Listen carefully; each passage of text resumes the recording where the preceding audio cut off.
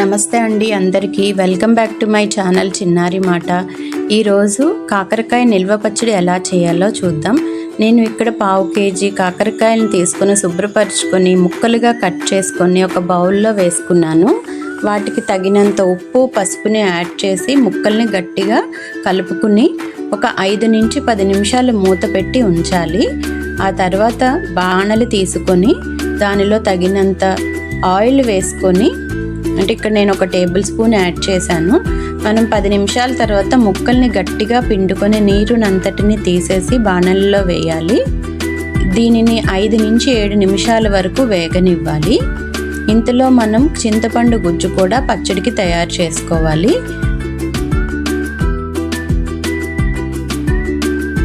తగినంత చింతపండు ఏదైతే ఇక్కడ నేను చూపిస్తున్నానో అంత చింతపండును తీసుకొని గుజ్జుగా చేసుకొని స్టవ్ మీద పెట్టుకొని మరిగించుకోవాలి.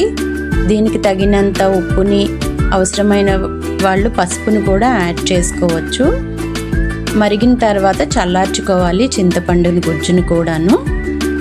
మళ్ళీ ఇంకొక బాణలు తీసుకొని నేను ఇక్కడ పోపుని కూడా రెడీ చేసుకుంటున్నాను. మన కాకరకాయ ముక్కలు వేగిపోయాయి కాబట్టి మళ్ళీ పచ్చడి పోపు పెడుతున్నానండి. ఇక్కడ ఎవరికి ఏ అలవాటు ఉంటుందో, ఏ దినుసులు వేయడం అలవాటో వాటిని వేసుకోవచ్చు. అలానే తప్పనిసరిగా వెల్లుల్లిని కూడా యాడ్ చేసుకోవాలి.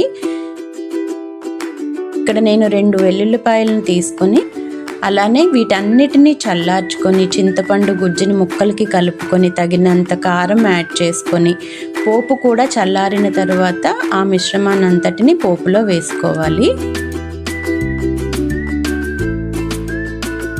అలానే ఇక్కడ నేను పచ్చి వెల్లుల్లిని మరికొన్నిటిని, అలానే ముందుగా వేయించి పొడి చేసుకున్న మెంతి పొడి 2 స్పూన్స్ని వేసుకుంటున్నాను.